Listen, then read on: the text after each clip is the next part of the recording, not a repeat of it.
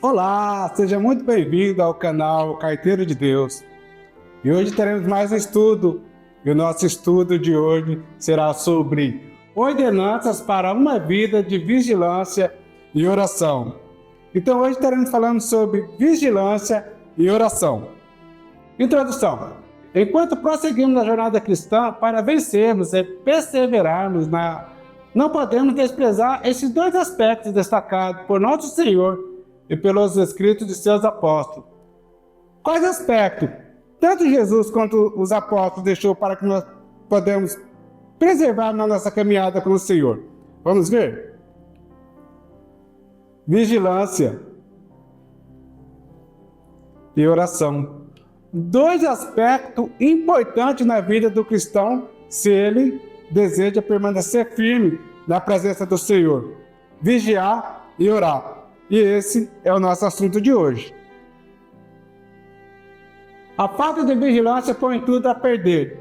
A palavra Gregório é mais utilizada no Novo Testamento para a palavra vigiar, que significa ficar acordado, alerta, para tentar atenção, ou ainda para evitar que alguém negue ou abandone a Cristo ou caia no pecado. A falta de vigilância leva tudo a perder. Mas aí vem a grande pergunta: o que é vigiar? Vigiar o quê? Em que nós precisamos estar alerta? Em que nós precisamos estar acordados? Vamos ver? 1 Tessalonicenses, capítulo 5, versículo 6. Assim, pois, não durmamos como os demais, pelo contrário, vigiemos e sejamos sóbrios. Gálatas, capítulo 5, 19 e 21.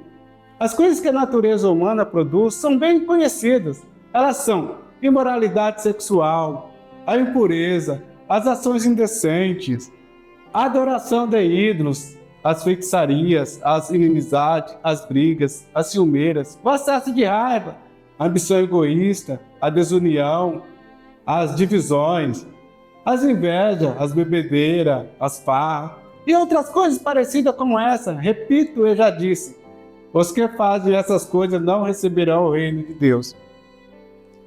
Novamente, a mesma pergunta. O que nós devemos vigiar? O objetivo de cada cristão é o quê? Vencer as coisas deste mundo para chegar ao céu. E aí Paulo escreve aos Gálatas, dizendo: as invejas, as bebedeiras, as farras e outras coisas parecidas como essa. Repito, eu já disse, os que fazem essas coisas não receberão o reino de Deus. Todas essas coisas impedem o cristão de chegar ao céu. Aí a pergunta é: o que nós devemos vigiar? Devemos vigiar a nossa vida, o nosso comportamento, porque quando Jesus voltar, nós precisamos estar o quê? Preparado. Vigiar porque o espírito está pronto, mas a carne é fraca. O próprio Jesus nos alertou: vigiar e orar para que não entreis em tentação. Na verdade, o espírito está pronto, mas a carne é fraca. A vigilância da tentação chegar e a oração dá força para resistir a ela. Salmo 141, versículo 3. Ó Senhor, controla a minha boca e não me deixe falar o que não devo. Olha o salmista, orando ao Senhor, pedindo ao Senhor que ajudasse ele a vigiar a língua dele. Filipenses 4:8 diz assim: por último, meus irmãos, enche a mente de vocês com tudo o que é bom e merece elogio. Isto é, tudo o que é verdadeiro, digno, correto, puro, agradável e decente. Devemos vigiar o quê? A nossa mente. Devemos vigiar a nossa língua, devemos vigiar a nossa mente. Vigiar a nossa mente o quê? Com coisas boas. Eu acredito que você já ouviu aquele ditado que diz que mente vazia é oficina do diabo. E é isso, devemos ocupar a nossa mente, a nossa cabeça com coisas boas, devemos vigiar o nosso pensamento. Salmo 119, 37. Desvia os meus olhos das coisas inúteis, faz-me viver no caminho que traçaste. Precisamos vigiar a língua, precisamos vigiar a mente e precisamos vigiar os nossos olhos. Para quê? Para caminhar nos caminhos do Senhor. Vigiar porque o adversário busca quem possa tragar. A luta que temos que lutar não é contra a carne ou sangue, não é física, não é contra seres humanos, contra pessoas. Nossa luta é contra os principados, contra as potestades, contra os príncipes das trevas deste século, contra as ordens espirituais da maldade nos lugares celestiais. Se a gente observar o ponto 1, o ponto 1 Jesus disse assim: o espírito é forte, a carne é fraca. Agora nós encontramos aqui no ponto 2 o apóstolo Paulo dizendo que nós não temos que lutar contra a carne ou contra o sangue, mas contra as ordens espirituais. Ou seja, entre o ponto 1 e o ponto 2, parece que a gente tem uma contradição. Mas vamos entender. Jesus, quando ele disse, o espírito é forte, o espírito está preparado, a carne é fraca, ele estava dizendo dele. Porque poucos minutos depois, Jesus ia entrar num processo de sofrimento intenso. E ele já estava sentindo isso, ele estava tão angustiado, que o suor dele saía gotículas de sangue, de tanta angústia. O Espírito de Jesus estava preparado para passar pelo que ele iria passar, mas a carne dele não. A carne dele não estava preparada para aquele sofrimento. Por isso ele disse, o Espírito é forte, a carne é fraca. E por isso Paulo escreveu aos Gálatas, dizendo que deve cuidar com a imoralidade sexuais, com a feitiçaria, com a idolatria, com as bebedeiras, com os acessos de raiva. Por quê? Porque a nossa carne é fraca. Agora nós encontramos Paulo escrevendo aos Efésios, que a nossa luta não é contra a carne ou contra o sangue, mas contra as ordens espirituais. Mas Paulo não estava falando da nossa, ele estava falando da luta dos Efésios. Vamos ver? Atos dos Apóstolos, capítulo 19, versículo 13 e versículo 19. Vamos dar uma olhada? E alguns dos exorcistas judeus ambulantes tentavam invocar o nome do Senhor Jesus sobre os que tinham o espírito maligno, dizendo, esconjuro-vos por Jesus, a quem Paulo prega. Versículo 19. Grande número dos que tinham praticado ocultismo reuniam seus livros e os queimaram publicamente, calculando um valor total. Ele chegou a 50.000 dracmas. Ou seja, a situação de Jesus, o espírito dele estava preparado, mas a carne dele não estava preparada para o processo que ele iria passar. Já aos Efésios, que a luta dos Efésios não era contra a carne, mas contra as ordens espirituais, os Efésios estavam lidando de fato com coisas espirituais, com coisas malignas, conforme nós podemos ver. E alguns dos exorcistas judeus ambulantes tentavam invocar o nome do Senhor Jesus sobre os que tinham o espírito maligno. Versículo 19. Grande número dos que tinham praticado ocultismo, prática de ocultismo. Ou seja, os Efésios eles estavam lidando com coisas espirituais. E Paulo veio dizer ali, olha, nossa luta aqui, a nossa luta não é contra a carne ou sangue, a nossa luta é contra coisas espirituais. Vigiai, porque não sabeis o dia nem a hora. Vigiai, pois, porque não sabeis o dia nem a hora em que o Filho do Homem há de vir. Portanto, estáis vós também apercebidos, porque virá o Filho do Homem a hora em que não imaginais. 1 Tessalonicenses capítulo 4, versículo 16 e 17 diz assim, pois dada a ordem com a voz do arcanjo e ressoada a trombeta de Deus, o próprio Senhor descerá do céu e os mortos em Cristo ressuscitarão primeiro. Depois disso, o que estivermos vivos seremos arrebatados juntamente com ele nas nuvens para o encontro com o Senhor nos ares e assim estaremos com o Senhor para sempre. E o que nós devemos vigiar? Devemos vigiar o nosso comportamento, as nossas atitudes. Por quê? Nosso objetivo é chegar ao céu. Nós podemos morrer a qualquer momento, como a qualquer momento Jesus pode voltar. E nós precisamos estar o quê? Apercebido. E essa percepção é o quê? É vigiar. Vigiar o quê? O nosso comportamento, as nossas atitudes, o que nós fazemos no dia a dia. Aprendendo a orar. A relação com Deus, que segundo as crenças judias, regia tudo o que existe, era algo muito delicado, por isso pediram a Jesus que lhe ensinasse a forma correta de se dirigir a Deus. Os discípulos chegaram a Jesus e disse, Senhor, nos ensina a orar. E Jesus deu uma oração modelo para que ele pudesse aprender de fato a se aproximar de Deus, a chegar a Deus de oração. A oração modelo, ela é composta de adoração, soberania, dependência, condicional e exaltação. A oração modelo está no livro de Mateus, capítulo 6, de 9 a 13. Adoração. Portanto, vós oreis assim: Pai nosso, que estás no céu, santificado seja o teu nome. Adoração. A soberania. Versículo 10. Venha o teu reino, faça-se a tua vontade, assim na terra como no céu. Dependência. O pão nosso de cada dia nos dai hoje. Condicional. E perdoa-nos as nossas dívidas, assim como nós temos perdoado aos nossos devedores. E a exaltação.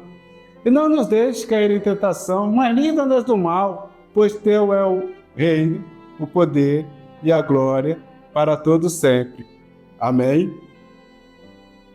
Então podemos ver que a oração modelo, ela é composta de adoração, ela é composta de soberania de Deus. Então podemos ver que quando nós nos ponhamos diante de Deus, nós nos ponhamos para adorar a Deus, para exaltar a Deus, para mostrar a nossa dependência de Deus. A oração é secreta. A oração é essencial em nosso relacionamento com Deus. Afinal, o próprio Senhor Jesus, enquanto nesta terra, tinha uma intensa vida de oração. Ninguém precisa saber o nível de conversa que temos com o Senhor.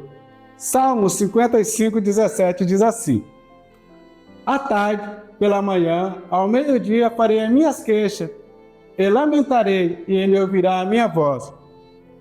Os judeus, eles tinham uma tradição de orar 3 vezes ao dia.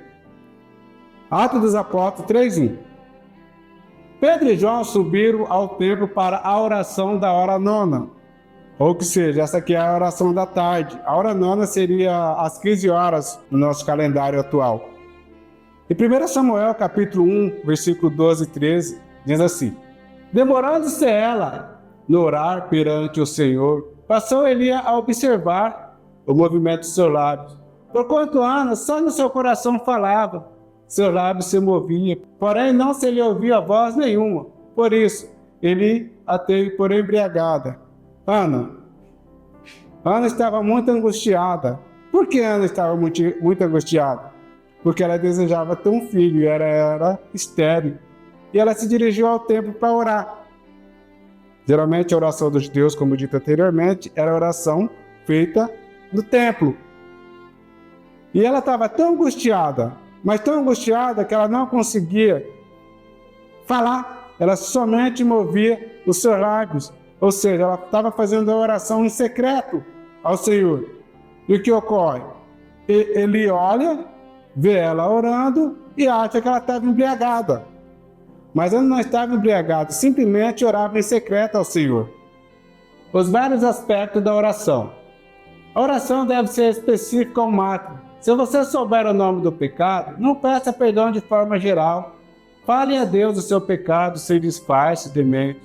As suas necessidades do dia a dia também deverão ser específicas. O Senhor quer ouvir da nossa boca o que nós queremos. A oração precisa ter um motivo. Por qual motivo nós ponhamos diante de Deus? Para pedir? Para agradecer? Para interceder por alguém? Os vários aspectos da oração. Oração para suplicar. Oração para consagrar. Oração para confessar, oração para interceder e oração para agradecer. Por qual desses motivos nós nos ponhamos diante de Deus? Oração para interceder. Êxodo capítulo 32, versículo 11. Moisés sobe ao monte, onde Deus iria escrever os 10 mandamentos para ele. E ele passa vários dias no monte. E de repente, Deus fala para Moisés: Moisés, desce que o povo pecou. O povo pecou, Moisés. Desce lá, eu vou destruir esse povo. E Moisés começou a interceder para o povo dessa forma. Moisés, porém, suplicou ao Senhor, o seu Deus, clamando: ó Senhor, por que se acenderia a tua ira contra o teu povo que tiraste do Egito com grande poder e forte mão? Oração de intercessão, Moisés intercedendo pelo povo. Oração para confessar, Daniel capítulo 9, versículo 4 e 5, diz assim: Orei ao Senhor, ao meu Deus, e confessei, ó Senhor Deus, grande e temível, que mantém a sua aliança de amor com todos aqueles que eu amo e obedecem aos seus mandamentos. Nós temos pecado e somos culpados, temos sido ímpio e rebelde, e nos afastamos dos teus mandamentos e das tuas leis. Daniel, faltando pouco tempo para terminar os 70 anos do cativeiro, ele se coloca diante de Deus e ele começa a confessar o pecado dele e interceder pelo povo, porque ele também confessava o pecado do povo. A dedicação à oração. A oração é o oxigênio da alma que mantém o vigor da vida espiritual. A oração é a chave, é o mandamento bíblico.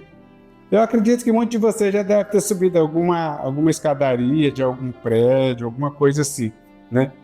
Tem pessoas que sobem a escadaria tranquilamente, outros sobem com mais dificuldade, outros precisam parar no caminho e tomar um fôlego.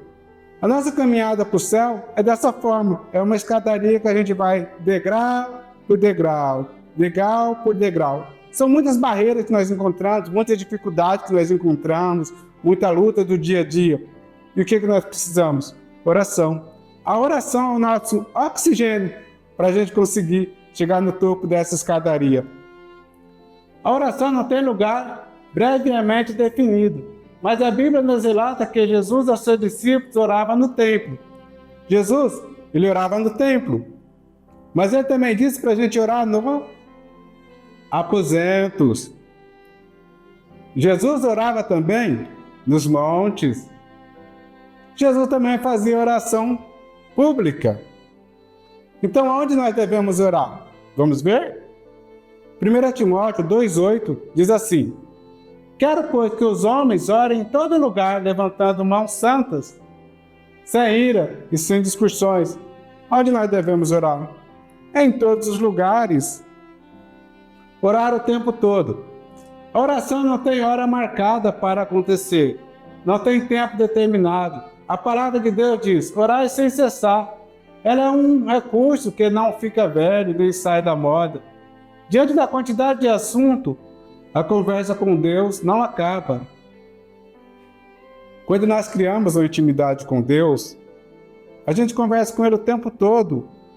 Eu acredito que você deve ter um amigo, aquele amigo chegado, aquele amigo próximo. Qualquer coisa que acontece, você entra em contato com ele, conta para ele, conversa com ele, pede conselho para ele. Então a nossa intimidade com Deus é a mesma coisa. Quanto mais nós se aproximamos de Deus, quanto mais intimidade nós temos com Deus, mais vontade a gente tem de conversar com Ele.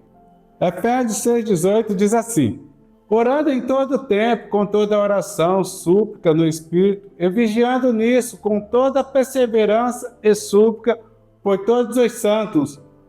Então a nossa oração com Deus deve ser o tempo todo, seja a gente caminhando, seja a gente dirigindo, seja a gente pronunciando em palavras, orando somente com o pensamento, mas que a oração seja sem cessar. Fariseu e publicano. Jesus, ele nos deixou a parábola do fariseu e publicano. E ele diz o seguinte, que estava o fariseu e o publicano no templo. O fariseu olhava para o céu e dizia: eu que não sou como os homens, que sou pecador, que não pratico adultério, não sou nem como aquele publicano ali. E o publicano sequer olhava para o céu, ele simplesmente batia no peito: Senhor, tem misericórdia de mim que sou pecador. E Jesus disse bem assim. Os dois voltaram para casa, mas só o publicano foi justificado diante de Deus. Então a oração ela precisa ser algo verdadeiro, ela precisa ser algo sincero. Deus não está à procura de pessoas exaltadas, mas à procura de pessoas humildes, de pessoas que sintam a necessidade de Deus. Orar sem jamais esmorecer. A oração deve ser contínua, perseverante e com paciência, porque não devemos insistir em pedidos com motivos maus, visando tão somente os próprios prazeres. A oração deve ser contínua, perseverante e com paciência, porque não devemos insistir em pedidos com motivos maus, visando tão somente os próprios prazeres. Todas as orações são ouvidas, mas nem todas são respondidas. Nem sempre identificamos as causas para não recebermos o que pedimos em oração.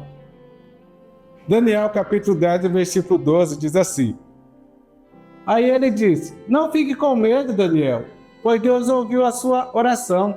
Desde a primeira vez que você se humilhou na presença dele a fim de ganhar sabedoria, eu vi a resposta à sua oração. Então aqui no capítulo 10, do versículo 12, o anjo Gabriel está trazendo a resposta da oração de Daniel. Só que essa resposta só veio 21 dias após Daniel iniciar as orações. Só que Daniel ele foi persistente. Em nenhum momento ele parou com as orações. E o livro de Daniel nos relata que quando Daniel tinha visões de Deus, ele ficava doente, ele ficava sem força, ele não conseguia nem se alimentar. E ele orava. Em nenhum momento ele desistia da oração. Eu tenho visto muitas pessoas dizer que uma campanha de oração tem que ser de cerca de 21 dias.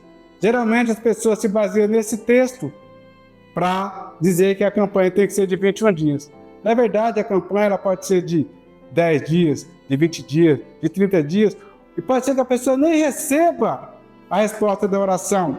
Por quê? Quem responde? Quem responde é o Senhor. E ele responde se ele quiser responder. Vamos ver mais? Provérbios 28, 9. Deus despreza até as orações de quem não obedece à sua lei. Quantas pessoas estão dentro da igreja e que não têm compromisso com o Senhor? Levam a vida de qualquer jeito. E olha o que o Provérbios diz. Deus despreza até a oração de quem não obedece à sua lei. Então, se as suas orações não estão sendo respondidas, dê uma examinada, examine-se a si mesmo. Então, concluindo nosso estudo, no necessário cultivo diário da vigilância e oração, somos dependentes da revelação da vontade de Deus nas Escrituras Sagradas e da ajuda do Espírito Santo. Assim, não corremos o risco de termos como base a mera percepção humana de uma autossuficiência enganadora.